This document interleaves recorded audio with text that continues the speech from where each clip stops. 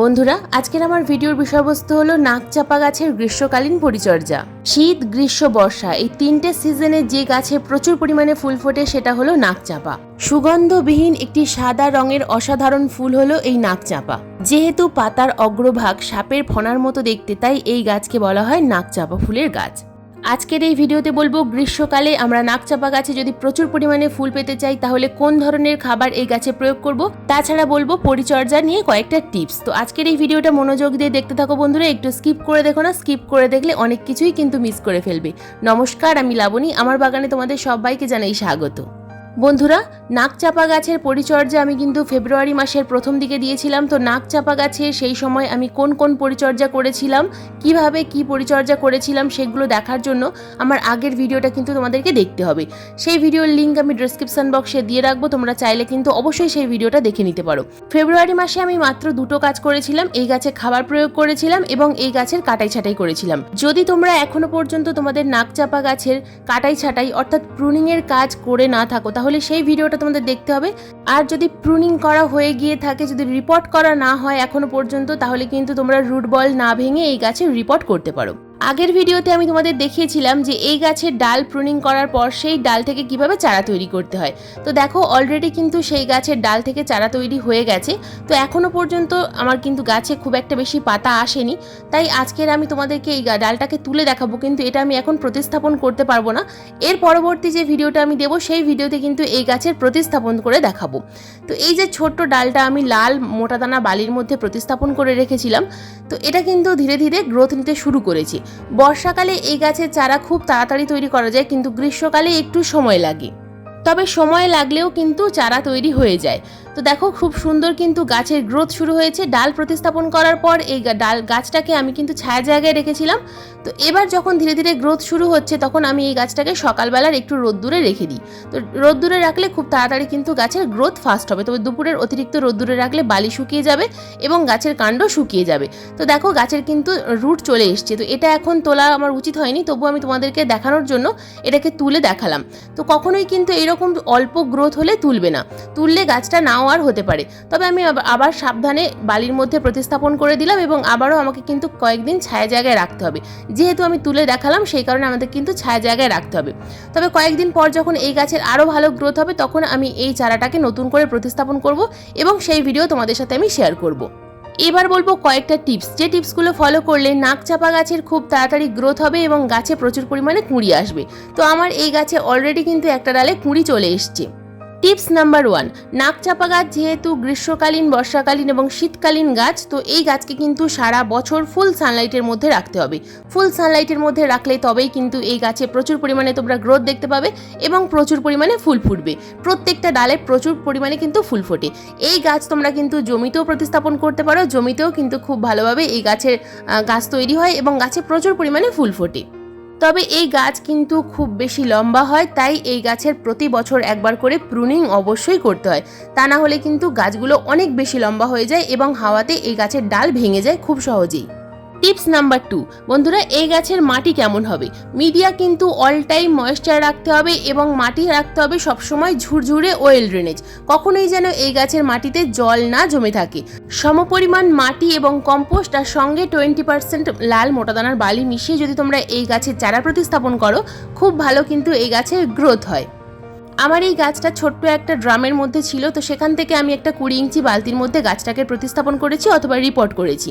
তো এই গাছের গোড়ায় প্রচুর পরিমাণে আগাছা হয়েছিল, সেই আগাছাগুলোকে তুলে ফেললাম। মাটি যেন সবসময় ঝুরঝুরে থাকে, মাটির মধ্যে যে খাবার আমরা প্রয়োগ করব সেই খাবার যেন সহজে গাছ গ্রহণ করতে পারে। এরপর আমাদেরকে যে কাজটা করতে হবে, টবের মাটিটা আমাদেরকে হালকা করে খুশে দিতে হবে। টবের মাটি একেবারেই জমাট বেঁধে না থাকে এই ব্যবস্থাটা তোমাদের কিন্তু করতে হবে। প্রত্যেকটা গাছের টবের মাটি প্রতি 15 দিন অন্তর অন্তর যদি খুশে দাও, যে কোনো গাছের কিন্তু খুব ভালো গ্রোথ হয়। এবার আসি খাবার প্রয়োগের কথায়। নাকচাপা গাছে আমরা কোন ধরনের খাবার বেশি মাত্রায় প্রয়োগ করব? প্রথমে রিপোর্ট করার পর 10 থেকে 15 দিন পর থেকে আমি কিন্তু এই গাছে লিকুইড খাবার প্রয়োগ করেছি। তো লিকুইড খাবারের মধ্যে সরিষার খোল ভেজানো জল অথবা বাদাম খোল ভেজানো জল প্রয়োগ করতে হবে।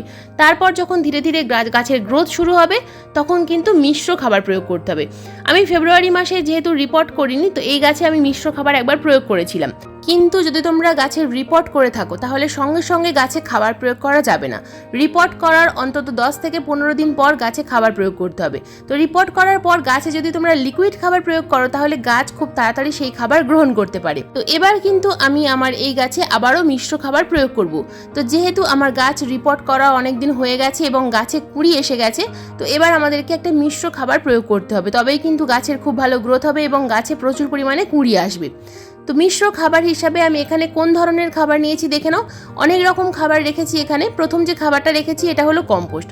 প্রথমেই রেখেছি গোবর সার। তোমরা এখানে ভার্মি কম্পোস্ট, পাতা পচা সার যে কোনো খাবার কিন্তু নিতে পারো। যে কোনো একটা কম্পোস্ট আমাদের গাছে প্রতি মাসে 1বার অথবা 2বার প্রয়োগ করতেই হবে। তো এখানে আমি যেহেতু আমার 20 ইঞ্চি সাইজের বালতি, তাই 2 মুঠো থেকে 3 মুঠো পরিমাণ কম্পোস্ট নিয়েছি। এরপর নিতে হবে এখানে 2 চামচ পরিমাণ লেদার মিল। লেদার মিল যদি থাকে নেবে, না থাকলে নেওয়ার কোনো প্রয়োজন নেই। যেহেতু এতগুলো মিশ্র খাবার দেবো সেই কারণে কিন্তু এখানে আমি নিয়েছি 1 চামচ পরিমাণ হলুদ গুঁড়ো। হলুদ গুঁড়ো এই যে খাবারগুলো ডিকম্পোজ হবে, ডিকম্পোজ হওয়ার পর গাছে যদি কোনো রকম কোনো ফাঙ্গাস প্রবলেম হয় সেটা থেকে কিন্তু গাছকে রক্ষা করবে এই হলুদ গুঁড়ো। এরপর নিয়েছি আমি এখানে 5 চামচ পরিমাণ পাকা কলার খোসার গুঁড়ো। পাকা কলার খোসার গুঁড়োর মধ্যে আছে প্রচুর মাত্রায় পটাশিয়াম। যদি পাকা কলার খোসার গুঁড়ো না থাকে সেক্ষেত্রে তোমরা এখানে বায়ো পটাশ ইউজ করতে পারো, অথবা পেঁয়াজের খোসার গুঁড়ো অথবা আলুর খোসার গুঁড়ো, যে কোনো একটা নিতে পারো। এরপর নিয়েছি এখানে আমি 2 চামচ পরিমাণ শিংকুচি। শিংকুচিতে আছে প্রচুর মাত্রায় নাইট্রোজেন, আছে ফসফরাস। শিংকুচি যে কোনো গাছের মাটিতে প্রয়োগ করলে খুব ভালো গাছের গ্রোথ হয়। এরপর নিয়েছি হাড়ের গুঁড়ো। বন্ধুরা আমি এখানে স্টিম বোন্ডাস নিয়েছি, তোমরা এখানে নর্মাল হাড়ের গুঁড়ো নিতে পারবে 2 চামচ পরিমাণ। 1 চামচ নিয়েছি সিউইড গ্র্যানুলস। এরপর নিয়েছি নিমখোল, 2 চামচ পরিমাণ নিয়েছি নিমখোল। নিমখোলটা কিন্তু অবশ্যই দেওয়ার চেষ্টা করবে বন্ধুরা। যে কোনো গাছের টবের মাটিতে যদি নিমাটোড আটকাতে চাও তাহলে নিমখোলটা অবশ্যই প্রয়োগ করতে থাকবে। প্রতি মাসে 1বার অথবা 2বার নিমখোল প্রয়োগ করলে টবের মাটিতে কিন্তু নিমাটোডের আশঙ্কা অনেকটা কমে যায়। তো এই প্রত্যেকটা খাবার খুব ভালোভাবে কিন্তু মিশিয়ে নিতে হবে, কারণ খাবার ভালোভাবে মিশিয়ে গাছে প্রয়োগ করলে গাছের শিকড় চারিদিক থেকে খাবারটা গ্রহণ করতে পারে। তাই খুব ভালোভাবে আমি কিন্তু খাবারটাকে মিশিয়ে নিলাম। এর মধ্যে যদি দুটো একটা খাবার তোমাদের কাছে নাও থাকে তাহলেও কিন্তু তোমরা একটা মিশ্র খাবার তৈরি করে গাছে এই সময় প্রয়োগ করার চেষ্টা করবে। এই সময় যদি গাছে মিশ্র খাবার প্রয়োগ করতে পারো তাহলে সম্পূর্ণ গ্রীষ্মকাল, বর্ষাকাল, শীতকাল ভালোভাবে গাছ ভালো থাকবে, সুস্থ থাকবে এবং গাছে প্রচুর পরিমাণে ফুল দেবে। এরপরেও আমরা গাছে খাবার প্রয়োগ করব, তাও আমরা কিন্তু প্রতি মাসে 1বার করে হলেও মিশ্র খাবার প্রয়োগ করার চেষ্টা করব। মিশ্র খাবার গাছের গ্রোথ ভালো রাখতে সাহায্য করে, গাছের শিকড়কে ভালো রাখে, গাছের গ্রোথ বাড়ায়। তাই মিশ্র খাবারটা লিকুইড খাবার মাসে 3বার প্রয়োগ করতে হয় 10 দিন অন্তর অন্তর, আর মিশ্র খাবারটা 15 দিন অন্তর অন্তর। যদি 15 দিন অন্তর অন্তর সম্ভব নাও হয় সেক্ষেত্রে মাসে অন্তত 1বার প্রয়োগ করার চেষ্টা করবে। দেখো টবের কিনারা বরাবর আমি চারিদিক থেকে খাবারটাকে ছড়িয়ে দিলাম। তো যেহেতু জৈব খাবার তাই ভয় পাওয়ার কোনো কারণ নেই, কোনো সমস্যা হবে না। তবে খাবারটা কিন্তু টবের সাইজ অনুযায়ী প্রয়োগ করতে হবে। দেখো খাবার প্রয়োগ করার পর দিয়ে দিলাম ভরপুর মাত্রায় জল। টবের মাটি শুকনো থাকলে তবেই কিন্তু খাবারটা প্রয়োগ করতে পারবে। অতিরিক্ত ভেজা মাটিতে খাবার প্রয়োগ করা যাবে না। যদি টবের সাইজ ছোট হয় এই খাবারের অর্ধেক পরিমাণ খাবার গাছে প্রয়োগ করতে হবে। বন্ধুরা খাবার তো প্রয়োগ করা হলো, এবার গাছে প্রয়োগ করতে হবে কীটনাশক। তার কারণ এই যে নাকচাপা গাছ, এই নাকচাপা গাছে কিন্তু প্রচুর পরিমাণে মিলিবাগের আক্রমণ হয়। প্রত্যেকটা পাতার ভিতরে ভিতরে মিলিবাগের আক্রমণ হয় এবং গাছের গ্রোথটা থমকে যায়, অথবা বিভিন্ন ধরনের পোকামাকড় হতে পারে। তবে মিলিবাগের আক্রমণটা এই গাছে বেশি হয়। তো মিলিবাগের আক্রমণ যেন না হয় সেই কারণে সম্পূর্ণ জৈব কীটনাশক এই গাছে আমি প্রয়োগ করে থাকি। তো সেটাই আজকে আমি তোমাদের দেখাবো। কীটনাশক হিসাবে আমি 2টো উপাদান রেখেছি। এখানে যে প্রথম উপাদানটা দেখতে পাচ্ছ এটা হলো রসুনের খোসা ভেজানো জল। 1 মুঠো রসুন 500 ml জলের মধ্যে আমি ভিজিয়ে রেখে দিয়েছিলাম 2 দিনের জন্য। তো এই রসুনের খোসার মধ্যে আছে প্রচুর মাত্রায় সালফার, যেটা গাছে প্রয়োগ করার সঙ্গে সঙ্গে গাছের পোকামাকড় কিন্তু একেবারে দূরে পালিয়ে যায়। তো এই রসুনের খোসা ভেজানো জলের মধ্যে আরও 500 ml সাধারণ জল দিয়ে দিলাম।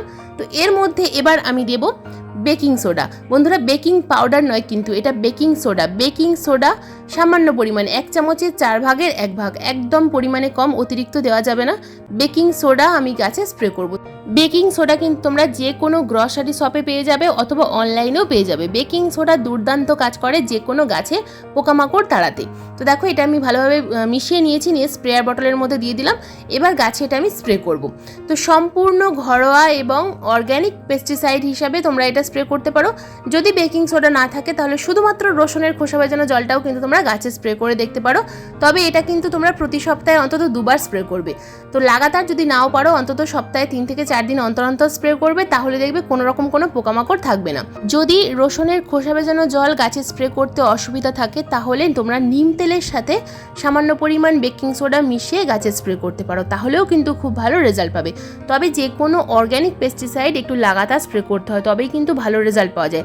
কিন্তু আমরা যখন রাসায়নিক পেস্টিসাইড ইউজ করি সেক্ষেত্রে আমরা কিন্তু 10 থেকে 15 দিন অন্তর অন্তর স্প্রে করি, তা না হলে কিন্তু গাছের ক্ষতি হয়ে যেতে পারে। কীটনাশক স্প্রে করার পাশাপাশি প্রতি 15 দিন অন্তর অন্তর যে কোনো অনুখাদ্য কিন্তু অবশ্যই গাছে স্প্রে করবে, তবেই কিন্তু যে কোনো গাছ ভালো থাকবে এবং গাছের পাতা সবসময় সবুজ থাকবে। বন্ধুরা, এই ছিল আমার নাকচাপা গাছের এপ্রিল মাসের পরিচর্যার ভিডিও। আজকের এই ভিডিও তোমাদের কেমন লাগলো অবশ্যই কমেন্ট করে জানাবে। যদি ভিডিও ভালো লেগে থাকে তো প্লিজ একটা লাইক করো, শেয়ার করো, হাইপ করো। চ্যানেলে নতুন বন্ধু হয়ে থাকলে চ্যানেলটাকে সাবস্ক্রাইব করে পাশের বেল আইকনটা প্রেস করে দিও এরকম নিত্য নতুন বাগান সংক্রান্ত ভিডিও দেখার জন্য। কারণ এইরকম নিত্য নতুন বাগান সংক্রান্ত ভিডিও প্রতিদিন ঠিক সন্ধ্যা 6টার সময় আমি আপলোড করে থাকি। তো আজকের এই ভিডিওটা সম্পূর্ণ মনোযোগ দিয়ে দেখার জন্য তোমাদের সবাইকে জানাই অসংখ্য অসংখ্য ধন্যবাদ।